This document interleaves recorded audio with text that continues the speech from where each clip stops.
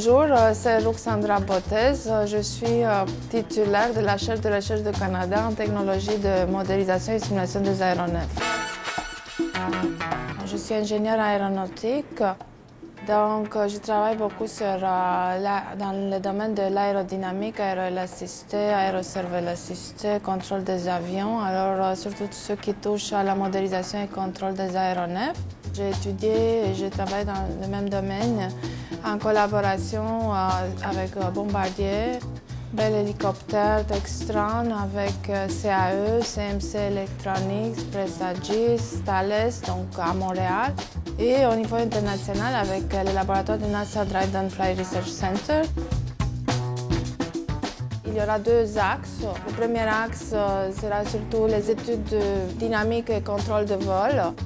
Dans le deuxième axe, on va regarder surtout les technologies de commande active et on va s'en servir aussi de la géométrie de l'avion qu'on pourra modifier ou adapter pour des différents systèmes de commande active.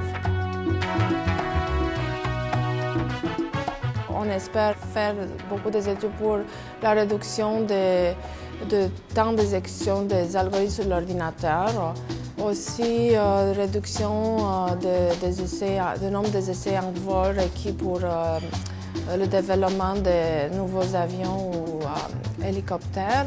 On espère avoir une dizaine d'étudiants au doctorat qui travailleront, plusieurs étudiants à la maîtrise et des stagiaires.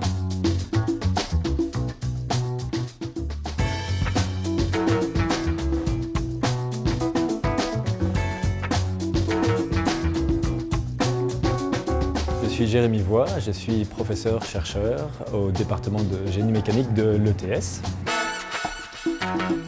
Moi, ce qui me passionne, c'est l'acoustique. C'est vraiment la science du son, du bruit. Là, on en entend quelques exemples. Sonomax était un partenaire de l'ETS pour d'ailleurs mon projet de doctorat, qui était la mise au point d'un bouchon d'oreille intelligent. Vous savez bien que tout le monde a aujourd'hui dans le métro un petit casque d'écoute pour écouter son Walkman, son téléphone, etc. Là, ou son iPod. Mais vous savez aussi qu'un des problèmes, c'est qu'on a tendance à écouter très fort la musique parce que justement le métro fait du bruit. Donc finalement, on est toujours en train de monter le niveau avec évidemment notre exposition ou notre surexposition au bruit. On a tendance à perdre l'audition plus rapidement que les générations précédentes. Ce que j'aime particulièrement, c'est donc l'idée aussi de pouvoir développer ultimement ce qu'on va appeler une oreille bionique. Alors là, c'est le rêve, ou en tous les cas, c'est notre quête. C'est finalement d'être en mesure de protéger intelligemment l'oreille, un petit peu comme on l'a fait en protection, mais aussi de faire d'autres fonctionnalités, comme de pouvoir communiquer à travers l'oreille, donc utiliser l'oreille évidemment comme récepteur, mais aussi comme émetteur. Il y a toute une notion là de sélectivité d'information qui est assez intéressante à résoudre. Et évidemment, on ne prétend pas à être capable de faire mieux que l'oreille humaine parce que la capacité phénoménale qu'a l'oreille couplée au cerveau, c'est justement de pouvoir porter l'attention sur certains détails, d'en ignorer d'autres, etc. Ce que j'essaye de faire très modestement, là, c'est vraiment de mettre l'oreille dans une condition plus intéressante dans laquelle elle va mieux performer. J'ai déjà effectivement 4 étudiants qui sont avec moi sur des projets de maîtrise ou postdoc. Et j'ai aussi deux professionnels de recherche là, qui sont effectivement associés à l'équipe et qui viennent prêter main forte. Et puis cette année, il va se greffer normalement 3 autres étudiants, dont 2 au doctorat. Pour l'année 2011. Et puis, ce qui est intéressant aussi, c'est évidemment les collaborateurs ou les pièces qui rapportées, là, qui collaborent, puisqu'on a initié évidemment pas mal de démarches avec des universités à Montréal ou à l'étranger, et puis aussi des centres de recherche au Québec ou à l'étranger.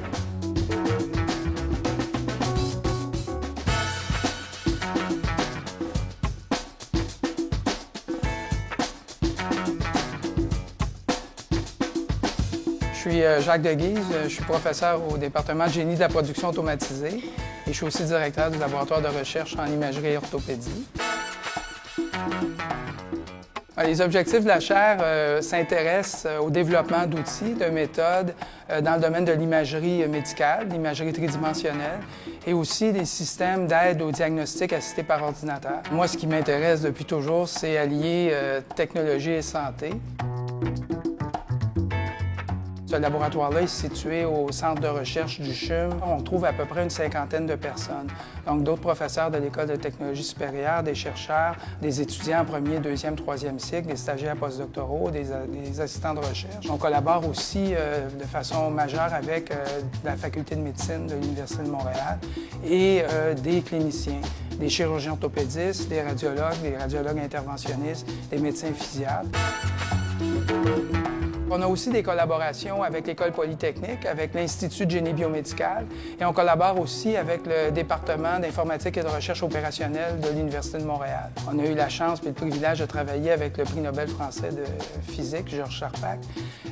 On a développé avec l'équipe française un nouveau système de radiographie à très basse dose qui permet, à partir de 2 radiographies, une radiographie de face et une radiographie de profil, de reconstruire en 3 dimensions les os du squelette humain.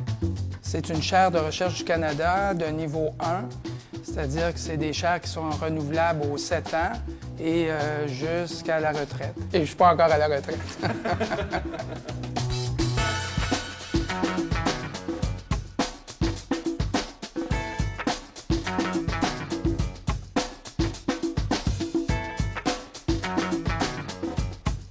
Mon nom est Antoine Buchan, j'enseigne au département génie mécanique. Ma recherche porte principalement sur l'étude et la prévention des défaillances d'origine mécanique et physico-chimique des matériaux, et en particulier les matériaux pour la protection. C'est le fruit de collaboration entre l'ETS, l'Institut de recherche Robert Sauvé en santé et sécurité du travail, et le groupe CTT, qui est un centre sur des technologies textiles. Nous avons 5 axes de recherche. Le premier porte sur la protection contre les chutes de hauteur. Le deuxième porte sur la protection contre les risques mécaniques. Troisième, c'est les risques chimiques et biologiques. Quatrième, c'est les flammes et les températures. Et aussi tout ce qui est le confort, la facilité d'utilisation, pourquoi les travailleurs n'utilisent pas quand ça devient trop encombrant, trop lourd, trop difficile à manipuler. Pendant les 5 années du premier mandat, nous avons encadré quelque chose comme 9 stagiaires d'ingénieurs, 7 maîtrises, 18 doctorats, 3 postdocs et 2 associés de recherche.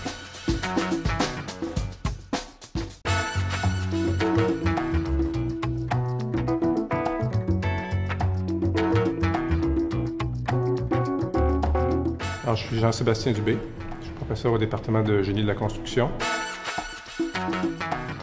On peut dire que la réhabilitation des terrains contaminés, c'est vraiment un aspect très important du développement urbain durable. Et dans le processus de réhabilitation d'un site, la première étape, même la clé de voûte du processus, c'est la caractérisation du terrain. C'est là où on va en fait établir les types de contaminants qu'il y a sur le site, dans le sol, les quantités de contaminants, leur localisation. Et c'est bien important d'arriver à obtenir des données qui vont permettre d'obtenir un modèle de la contamination qu'on dit représentatif de l'état du terrain.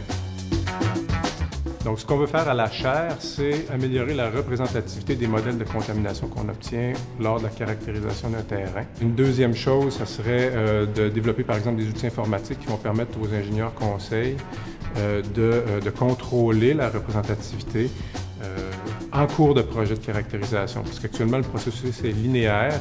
On va sur le terrain, on prélève les échantillons, on les fait analyser, on attend les résultats, puis là, on étudie tout ça, puis on constate que peut-être il faut retourner sur le terrain à nouveau.